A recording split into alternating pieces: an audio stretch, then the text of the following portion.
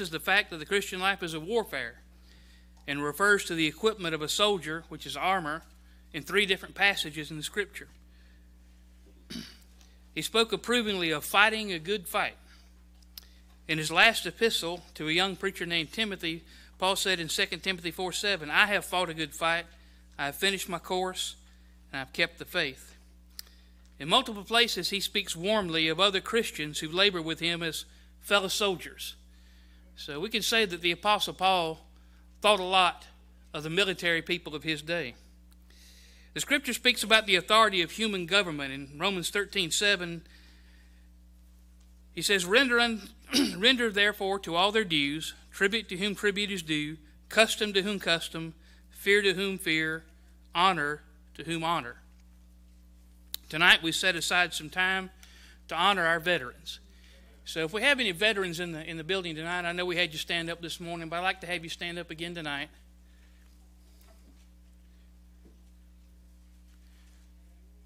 We appreciate your service to this country. And while they're still standing, I would ask, go ahead, that's great.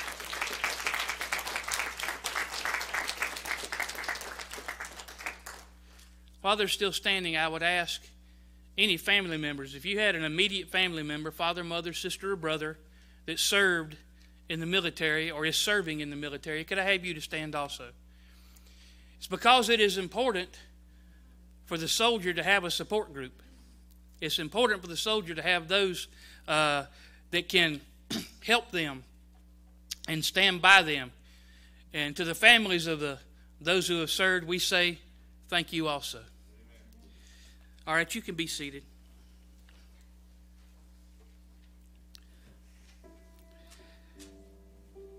We're here tonight to honor the men and women who have chosen to serve in our nation's military and to explain tonight why they chose to serve. First, they chose to serve to protect their families and the homeland. The Scripture says in 1 Timothy chapter 2, I exhort therefore that first of all supplications, prayers, and intercessions, and giving of thanks be made for all men, for kings, and for all that are in authority, that we may lead a quiet and peaceable life in all godliness and honesty. This passage recognizes the role of government in providing a quiet and peaceable life. Since the days of George Washington and the Continental Army, brave men and women of our armed forces have gallantly served so their families could live in quiet and the homeland could be at peace.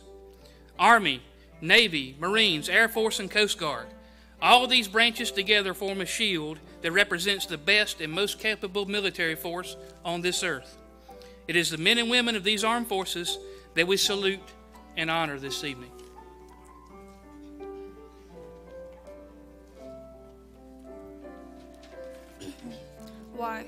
Why did you leave home and friends, comfort and safety, to experience pain and hardship, so I could be protected? I don't know, but thank you. Why did you put yourself in danger, injury and death, always a possibility, so I could be free? I don't know, but thank you. Thank you, veteran. Thank you.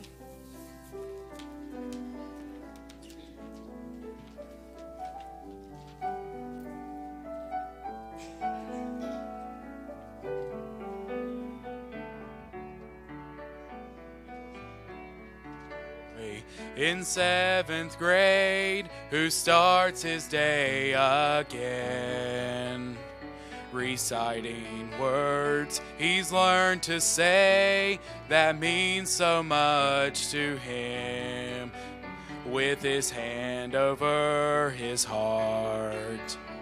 He faces the flag, and all he knows for sure is that he misses his dad.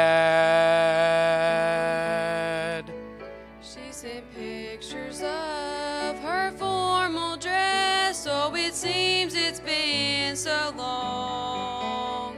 He can't believe how much she's changed and looks just like her mom. He still sees a little girl with ribbons in her hair.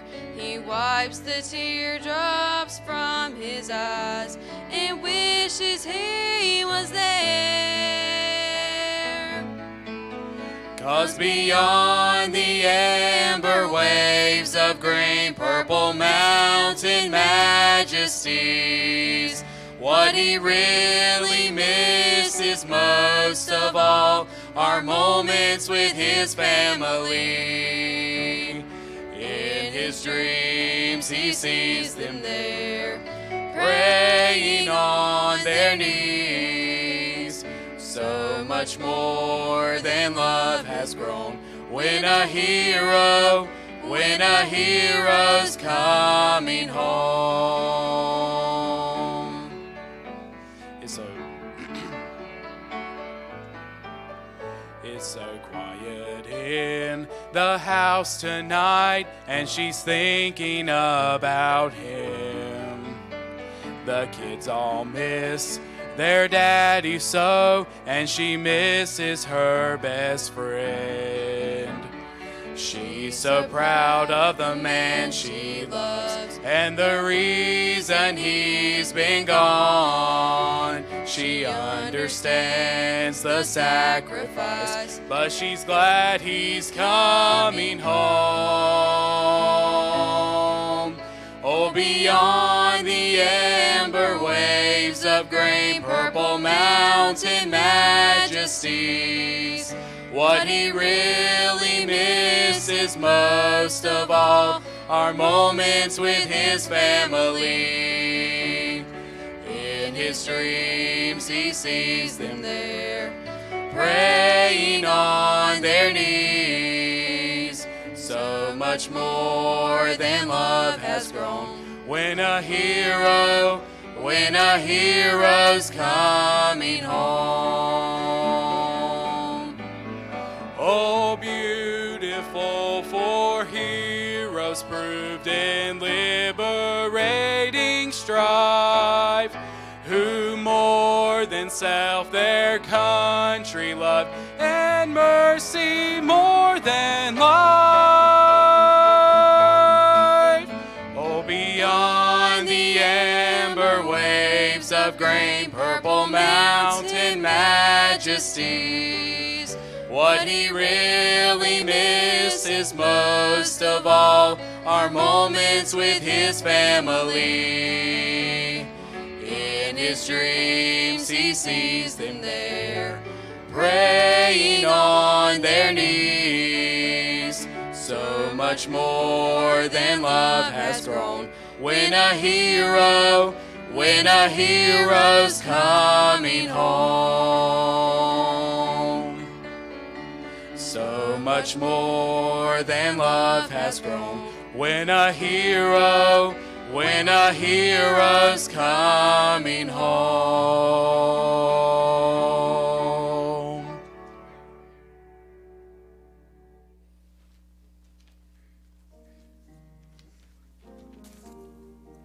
Take a moment to thank a veteran. When you see someone in a uniform, someone who serves us all, doing military duty, answering their country's call, take a moment to thank them for protecting what you hold dear. Tell them you are proud of them. Make it very clear. Just tap them on the shoulder, give them a smile, and say thanks for what you're doing to keep us safe in the USA.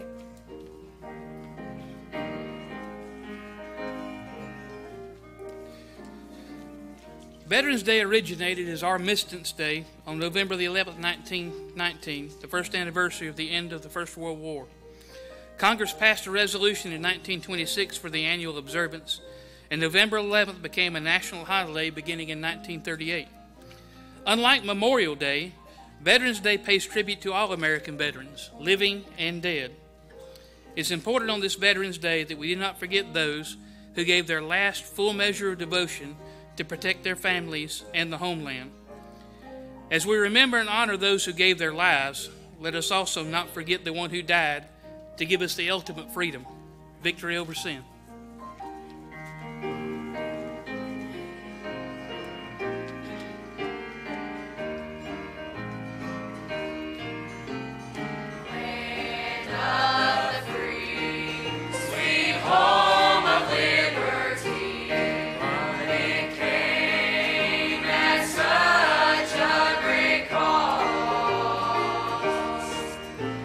Soldiers brave and true.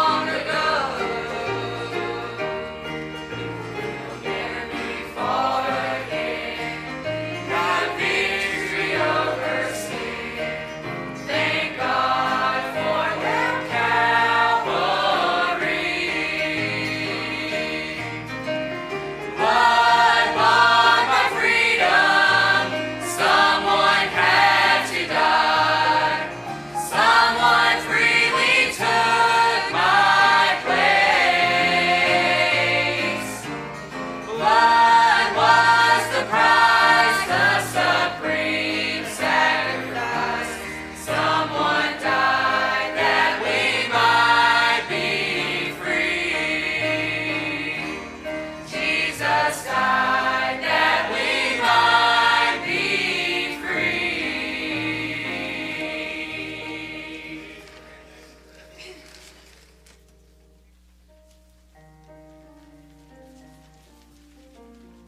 The best on earth. If someone has done military service, they earn the title veteran and more. They earn our deep respect and admiration. They gave us special no one can ignore. They sacrificed the comforts we enjoy. The list is long of all the things they gave. Our veterans are extraordinary people. They're loyal, dedicated, true, and brave. When terror and invasion were real threats, they showed us they could handle any storm. We owe our freedoms and our very lives to our veterans who served in uniform. Our veterans should be celebrities. They're exceptional, no other group can compare. We're grateful for the many things they've done. They're always in our hearts and our prayers. We owe our veterans support and friendship. Let no other question what they're worth. These men and women served us and our country, our veterans, the very best on earth.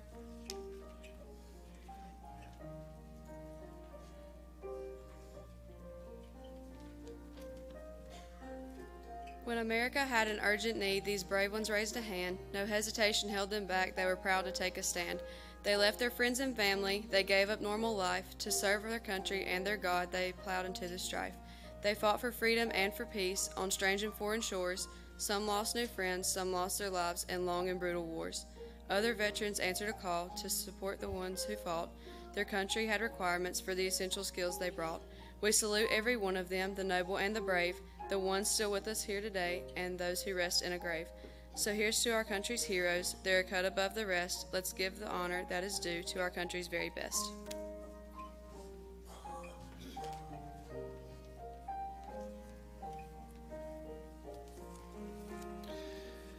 Not only did they choose to serve to protect their families and the homeland, they also chose to serve to ensure the freedoms guaranteed by the Constitution.